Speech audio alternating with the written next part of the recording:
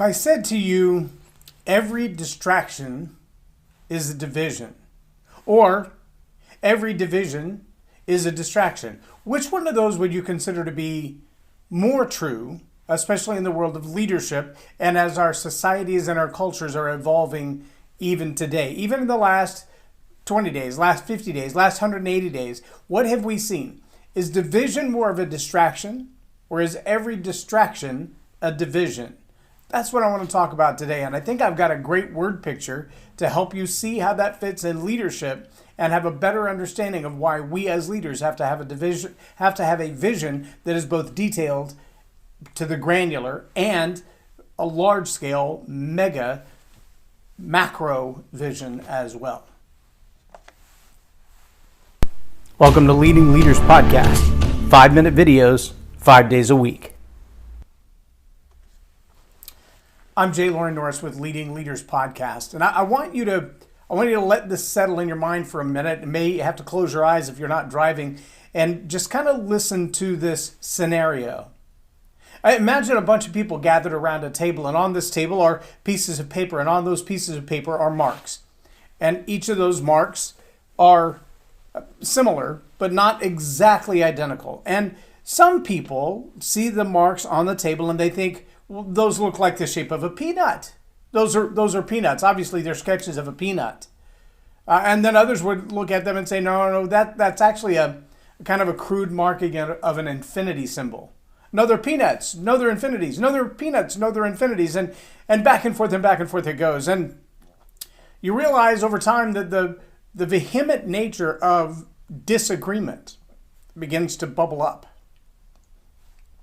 The crowd divides into the no, they're peanut camp or the no, they're infinity symbols camp. And then someone out of nowhere goes, but what color are they?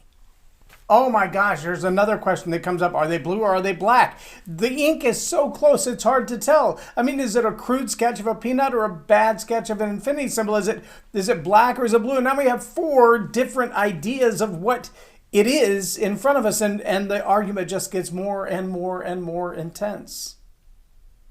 And then we realize somewhere along the way that those little marks, they're footprints.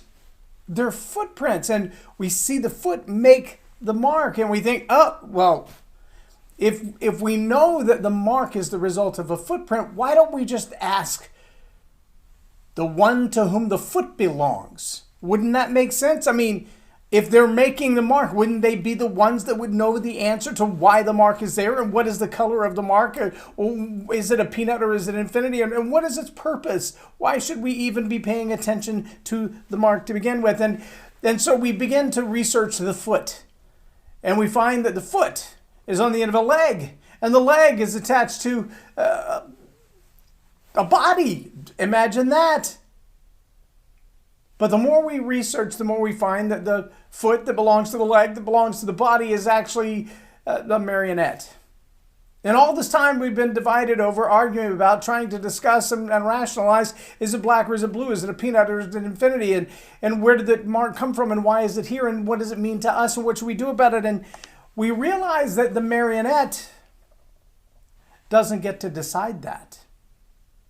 We realize that the marionette is just putting marks wherever the person controlling their strings tells them to put the marks, or makes them put, or actually puts the marks through the marionette's little foot.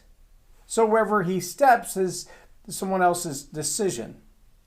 But the more we zoom out, the more we realize that even the marionette is being controlled by, I don't know, perhaps another marionette. And at some point we've got to ask ourselves the question, who's really pulling the strings to begin with? I mean, how far out do we have to zoom to understand what's really going on here? Is it possible for us to understand, or are we only left relegated to the argument of, is it a blue mark or a black mark? Is it a infinity or is it a peanut? Is it here on purpose or is it here by accident? See, those are the kinds of questions, unfortunately, that get into the minds of people when we get caught up in division. And if you lead an organization or a family, or you're just trying to lead yourself, and you get so caught up in the weeds of the minute details, the granular details, that you lose sight of the big picture, the big vision, then you're going to be lost. And you're going to find that your vision is a divided vision, hence the word division, multiple visions, more than one vision. And if the vision for your organization, the vision for your team, your company, yourself, isn't focused on that one thing, then every little vision, every little energy-sucking distraction divides your vision, divides your attention, divides your ability to act on what you're called to do. And so they may be life divisions, things that you really can't do anything about. They're distractions. They're a health issue. They're a financial issue. They're a change in the economy. It's a shift in the way business is done. There's a new invention, a new innovation, and suddenly it kind of attacks your way of doing business. And all of those things can be distractions. All of those things can be divisions. All of those things can take your focus away from what you're trying to accomplish. As leaders, we've got to be able to see both the granular details and how we make decisions around them, and the macro decision, the mega vision. We've got to be able to see the big picture for the long term and have an idea where we're going with this. You know, I love, and if you haven't watched the videos or read the book on it, Simon Sinek has a great talk on a contrasting concept of the infinite game versus the finite game. And when we talk about vision, the detailed vision, the granular vision, that compared to the long game, those are totally different things. And in the world of politics, or in the world of business, in the world of especially now in the global economy, the way you do business in one country or one community may be different than the way you do business in another country or another community, because it has to be based on culture and the way people do things, and just the financial records. Some taxes are required in one place and not in another. And because that's true, we've got to be able to look across the broad board and say, are there places where doing business is a distraction rather than a benefit?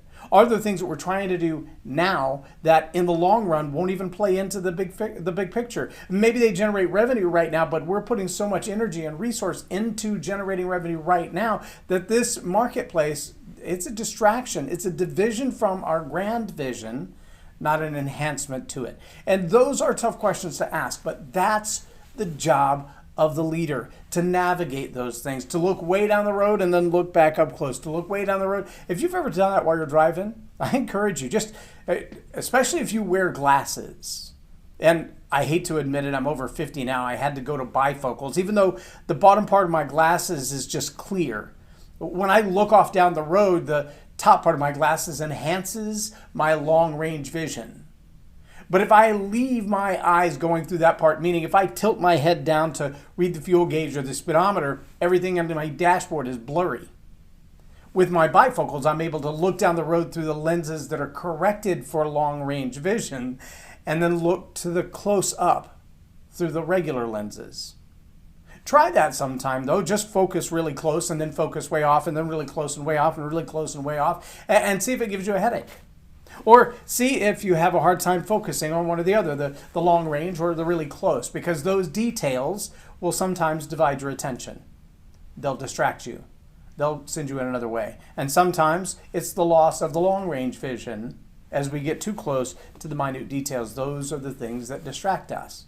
So I ask you again the question, is division a distraction, or is distraction a division? And I believe the answer is, well, yeah, both. And as leaders, we've got to be able to sort those out. I'm Loren Norris with Leading Leaders Podcast for Tell It Like It Is TV. Have a blessed day. Welcome to Leading Leaders Podcast. 5-minute videos, 5 days a week.